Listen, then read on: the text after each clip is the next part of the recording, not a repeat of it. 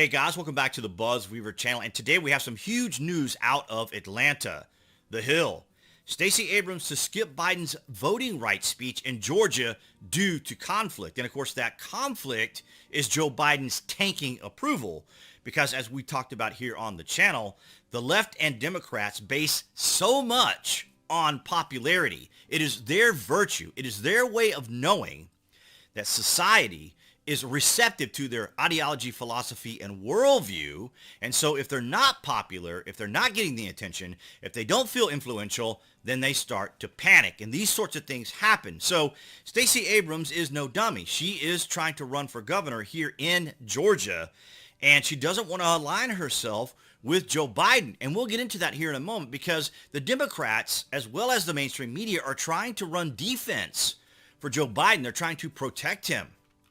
So, Georgia Democratic gubernatorial candidate Stacey Abrams will not be attending the voting rights speech by President Biden and Vice President Harris on Tuesday due to a scheduling conflict. Now, I want you guys to focus on this word right here. Due to a scheduling conflict. Keep that in mind. Here from The Independent.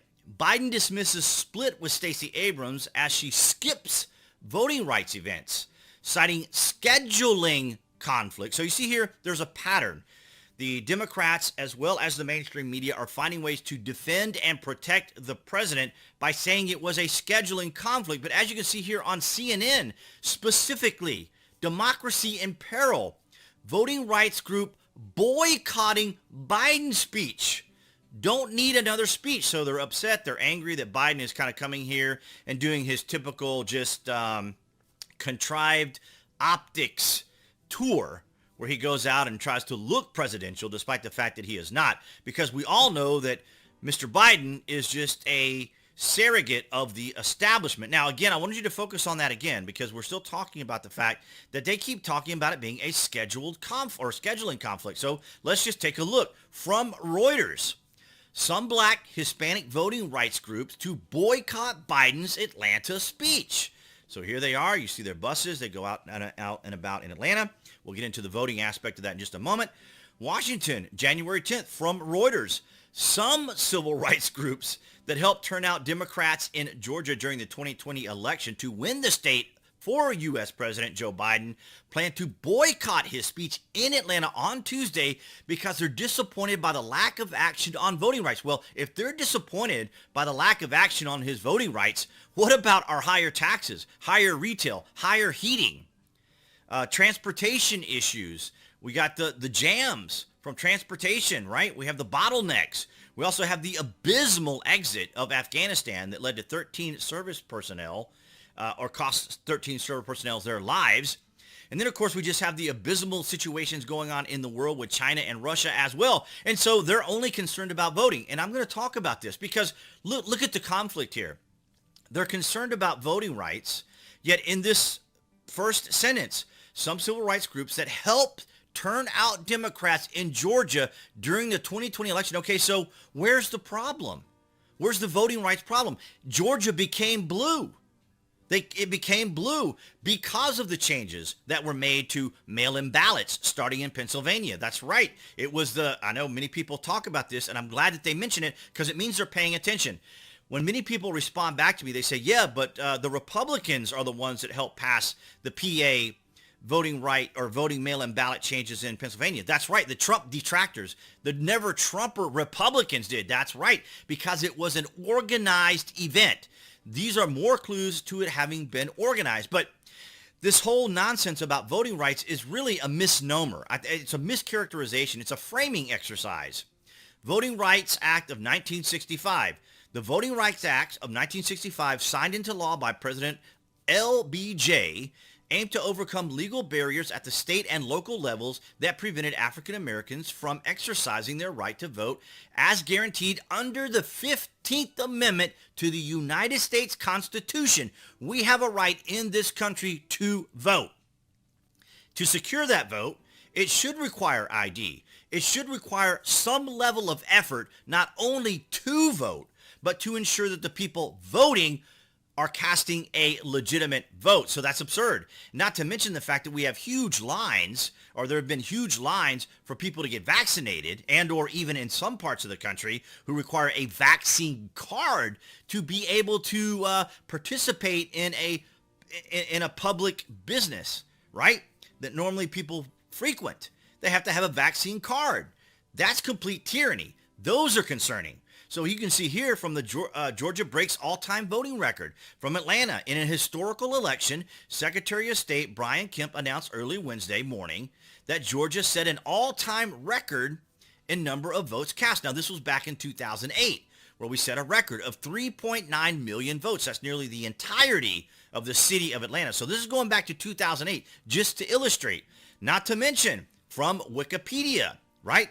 The historical trends in voter turnout in the United States presidential elections have been determined by the gradual expansion of voting rights from the initial restriction to white male property owners age 21 or older in the early years of the country's independence to all citizens age 18 or older in the mid-20th century. Okay? It is because of Joe Biden's approval that Stacey Abrams did not go and meet him, and also compounded by the fact that the people that Stacey Abrams needs to vote for her are upset with Biden because he's not doing enough. Now, see, this is the main problem right now with the Democrats and the left in general.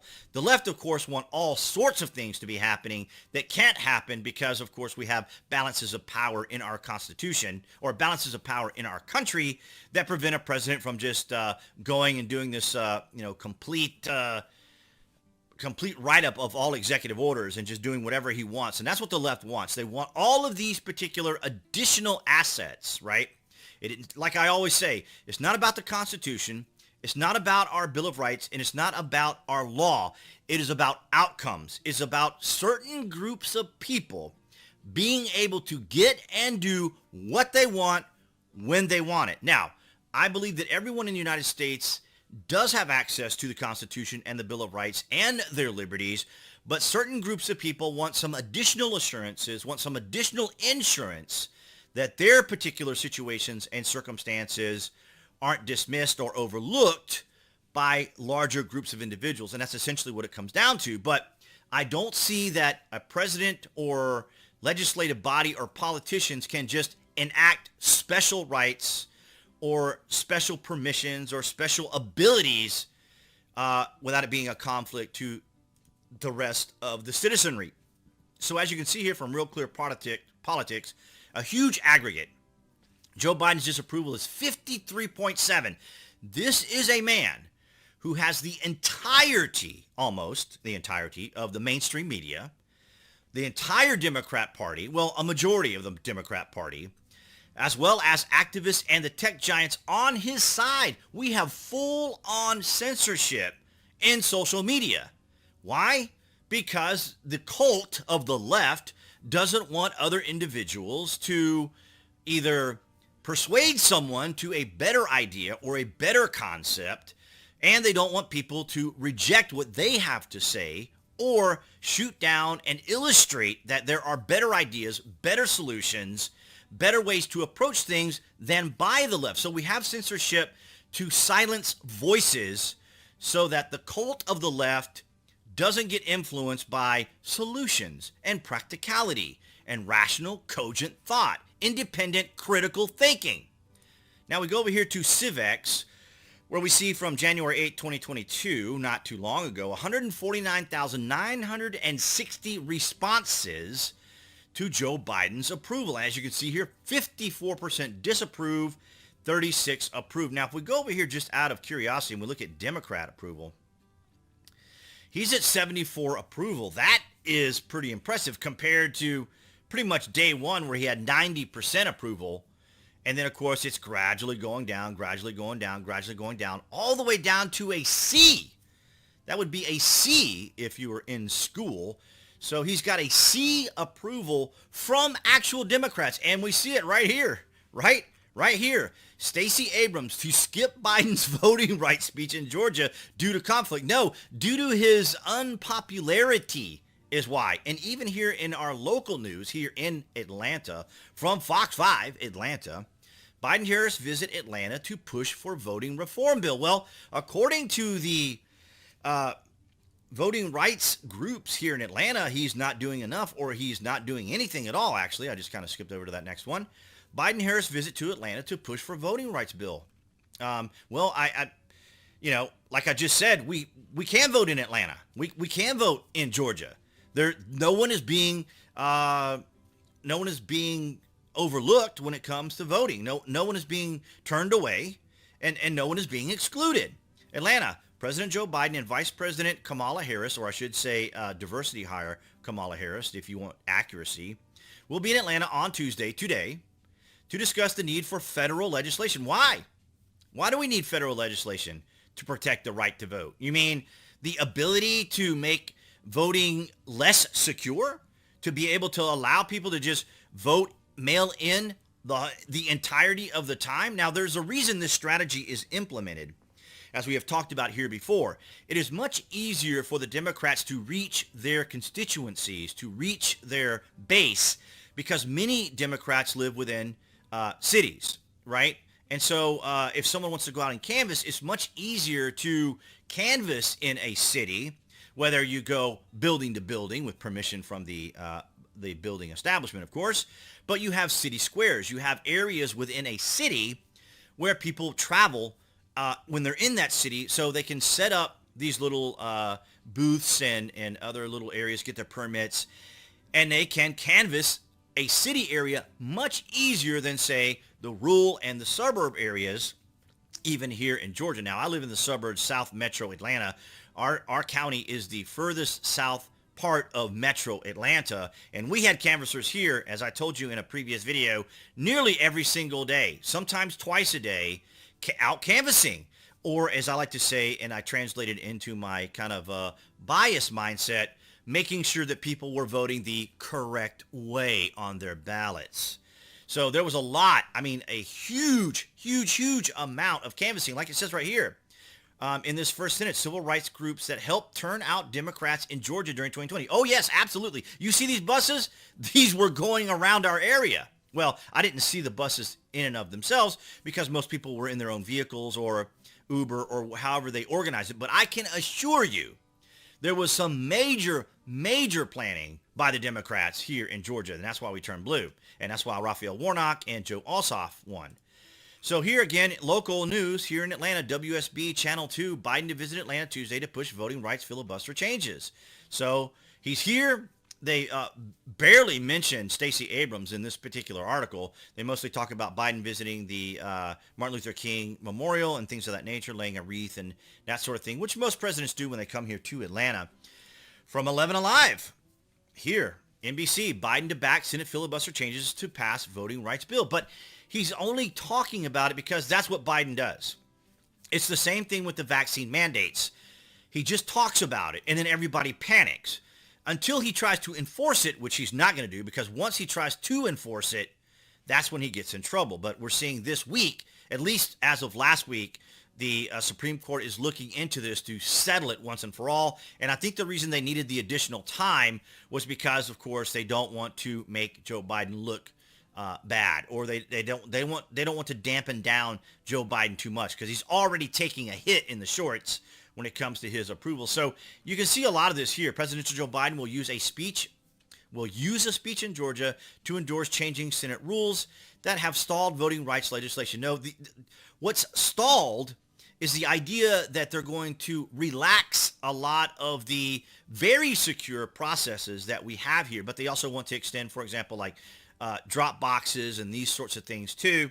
And I'm not, completely objecting to mail-in ballots or voting by mail. I'm looking to make sure that it is secure, because if we can have very secure checkpoints, IDs and those sorts of things for vaccinations, as well as some states requiring vaccine cards, then we can very easily ensure just by simply having people have ID.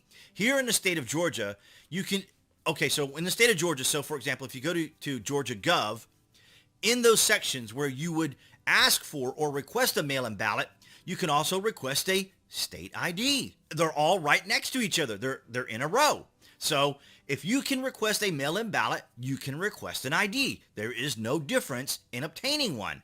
And that's essentially what has me concerned about it, because they keep talking about these voting rights bills. It's absurd. We've been able to vote in Georgia forever. I mean, and even when we look at the time period here from the actual Wikipedia, which is also a harbinge for the left, because they do so much editing now on Wikipedia. They've just completely, taken over the internet and social media in general. But as you can see here, independence of all citizens 18 or older to the mid-20th century. So people have been able to vote for a long time here in the United States, and more specifically here in Georgia. No one is being denied. No one is being excluded. No one is being dismissed from being able to vote. As a matter of fact, we will probably have early voting again this year. Now, I voted in June in the 2020 general election.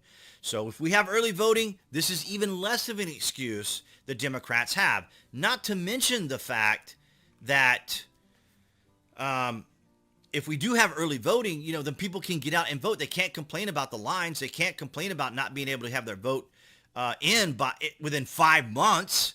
So I would say part of the problem is in Fulton County, where they need to get their polling together. They need to get their voting administration together so that people can vote and make sure that they can vote. Now, I don't know what kind of pandemic or what variant will be on by the time the 2020 midterms come along, but believe me, the Democrats are going to be throwing everything they can at this to make sure that they can have these very relaxed rule sets, this push for mail-in ballots again, when I think if you're going to go and vote, you should make an effort. If you can make an effort to go get your shot, you can make an effort to go vote. They're two very important elements to our society and our country. So I think that people who want to show and support or demonstrate their ability to vote should go out and actually physically do it. And that's what I have for you guys today, and I will see you guys in the next video.